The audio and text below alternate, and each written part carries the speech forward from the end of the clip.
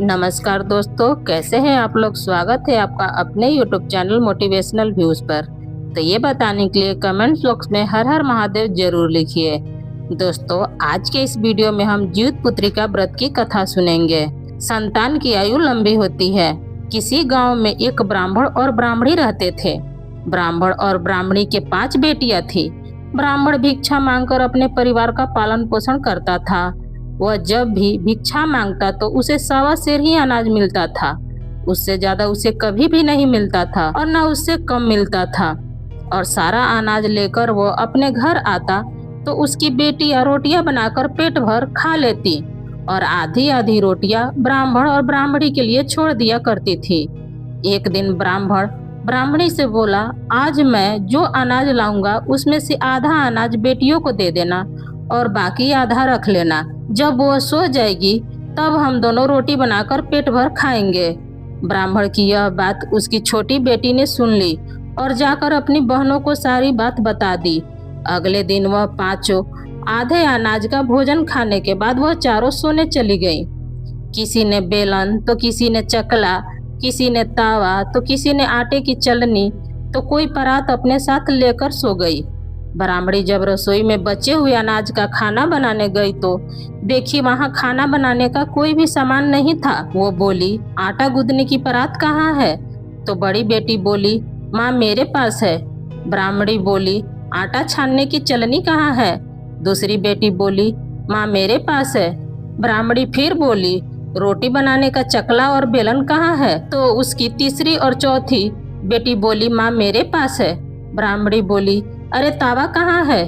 तो 5वीं बेटी बोली, माँ मेरे पास है। ऐसा कहकर वो 5 बचे हुए अनाज की रोटी बनाकर भरपेट खाकर अपने माँ बाप को आधी आधी रोटी देकर सो गई। अगले दिन ब्राह्मण ने अपनी बेटियों से पूछा कि तुम किसके भाग्य का खाती हो? बड़ी और तीनों बेटी बोली, पिताजी हम आपके भाग्य का खाते हैं। लेकिन छोटी दोनों बेटियां बोली, पिताजी हम तो अपने भाग्य का खाते हैं। यह सुनकर ब्राह्मण को बहुत दुख हुआ।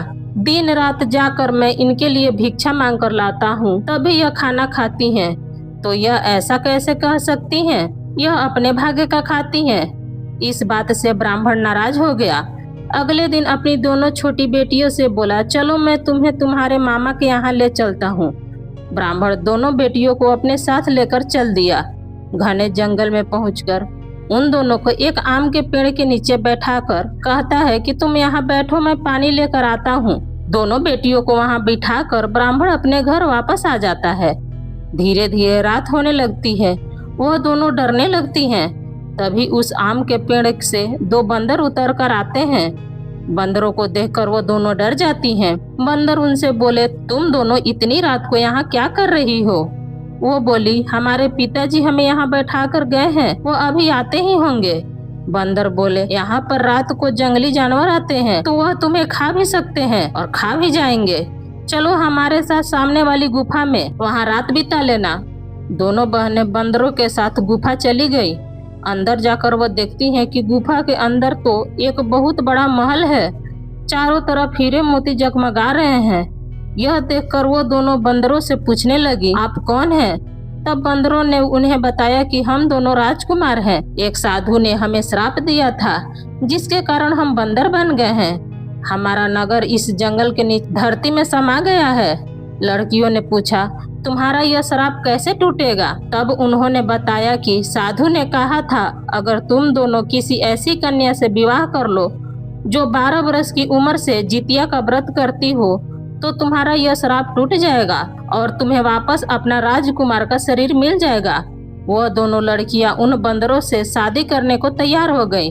शादी होते ही वे दोनों बंदर राजकुमार बन गए और वह दोनों बहनें राजकुमारी बनकर रहने लगी।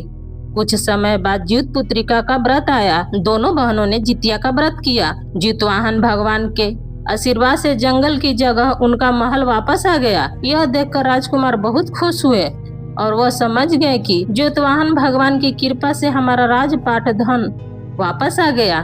दूसरी तरफ ब्राह्मणी को अपनी बेटिया की याद आई तो वह ब्राह्मण से बोली, पूरे 2 साल हो गए हैं बेटियों को उनके मामा के घर गए हुए, जाकर उन्हें वापस ले आओ। ब्राह्मण मन में सोचने लगा, अब तक तो उन दोनों को जानवर खा गए होंगे। ब्राह्मणी की बात सुनकर वह जंगल की ओर चल पड़ा। आगे जाकर देखा कि जंगल एक सुंदर महल में खड़ा है। वहां आसपास में पूछा तो लोगों ने बताया कि 2 लड़कियां ने जितिया व्रत के प्रभाव से यह राज और राजकुमार वापस लाए हैं। ब्राह्मण डरता हुआ महल तक पहुंचा।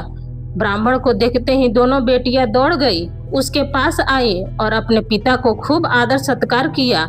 जितवाहन भगवान की कृपा से सारी बात ब्राह्मण को बता दी। ब्राह्मण दोनों बेटियों से हाथ जोड़कर माफी मांगने लगा और दोनों बेटियों ने अपने पिता को माफ कर दिया। ये मेरा कथा बस यहीं तक का था। कैसा लगा आपको मेरा कथा, ये बताने के लिए कमेंट्स बॉक्स में जरूर कमेंट करिएगा। अगर आपको हमारी कथा पसंद आता है तो प्लीज आप मेरे वीडियो को एक लाइक कर दीजिएगा। चैनल पर पहली बार आए हैं तो चैनल को पक्का सब्सक्राइब कर दीजिएगा, क्योंकि दोस्तों आपका एक लाइक हमें बहुत ही हिम्मत और प्रेरणा देती है आगे की वीडियो बनाने के लिए। फिर मिलती हूँ एक नए वीडियो के साथ। तब तक जहाँ भी रहिए खूब खुश रहिए, स्वस्थ रहिए। धन्यवाद।